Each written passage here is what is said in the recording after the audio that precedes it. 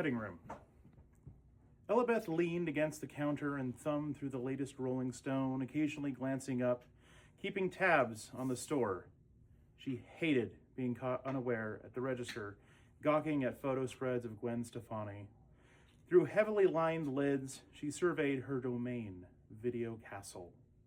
Over in new releases, Mikey restocked shelves, their clunky highlights bobbed with the music overhead, the Cardigans' Loveful. Carter, in typical fashion, was nowhere to be found, despite his having somehow earned the title of assistant manager.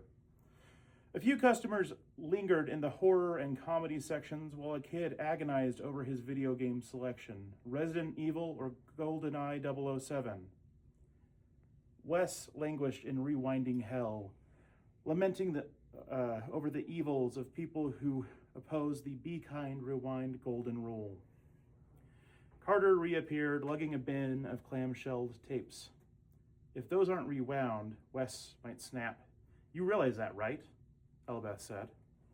Carter shrugged and set the bin down.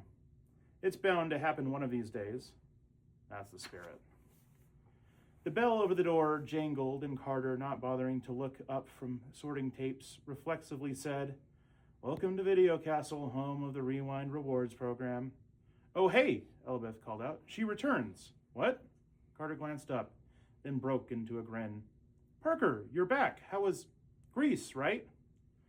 Parker slid her honey blonde ponytail into the back of her green uniform cap, Video Castle logo stitched in gold, and pulled it on.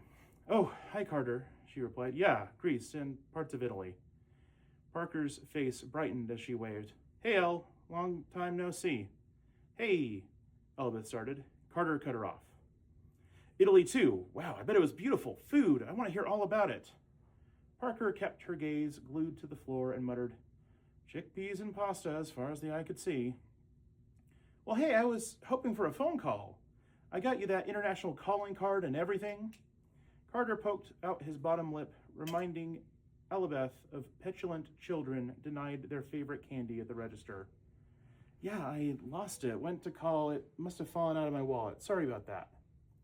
She clocked in by matching her employee ID number at the register before adding, "I wanted to call. Really, I did." Carter rolled his eyes. "Sure." He plucked a tape from the bin. "This isn't one of our cases," he remarked, handing it to Elabeth. "No, it isn't," she replied. "Black rather than the standard clear. No label either." Wes trudged to Mikey with an armful of newly rewound tapes, then swung by the desk. Those all better be rewound, or I swear to God." He froze. "Wait, what's that?" He snatched the black case from Elabeth's hands and inspected it. "Huh, mystery tape." A sly grin spread across Wes's face. "We have to watch this." "No shit, Sherlock," Elabeth replied. At 10 o'clock on the dot, the last customer had left, and Carter locked the door after them, holding the tape and a bucket of freshly buttered popcorn, by far the best perk of working in the video store. Elabeth called out, "Showtime, folks!" Like obedient ducklings, the staff gathered round. "This popcorn for me?" Mikey asked, already fist deep in the bucket. Sure," Elabeth replied, popping the unmarked tape out of the black case. "What's this?" she asked, noticing embossed white letters on the top right corner. She held it up for everyone to see the text. O1, cutting room. "I bet it's homemade porn," Wes remarked brightly. Elabeth rolled her eyes. "You wish. It's probably just back episodes of Jenny Jones or a home video of Christmas morning or some stupid crap."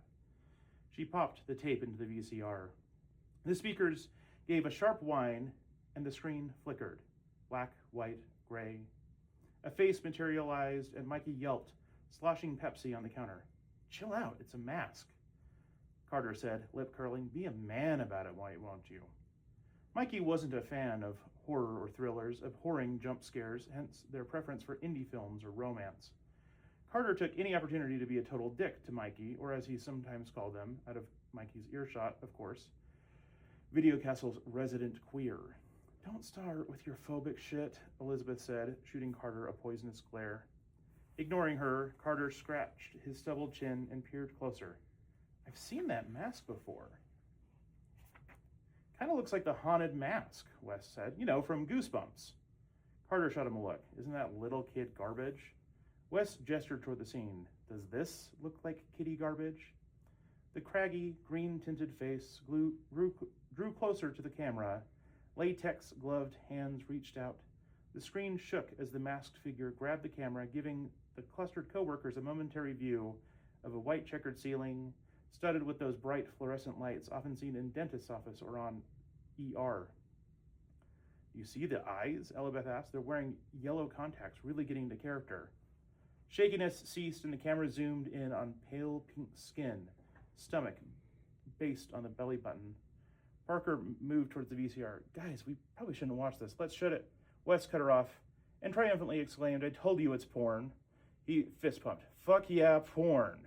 Even more reason to shut it off. Parker protested, fingers inches from the eject button. Beth brushed Parker's hand away. Don't be a buzzkill, Parker. Lighten up. A thundercloud settled over her face, but she said nothing. Tonight something felt off. Parker was usually game for anything. What's that? Mikey asked, voice cracking. A masked minion popped into frame, revealing the rest of the outfit. Mint green scrubs topped with white plastic apron, paired with glossy black booties. They gestured towards someone off-screen, brandishing a gleaming scalpel in their right hand. Oh shit, Elizabeth whispered. That's good. Thank you so much. Yay. Yay.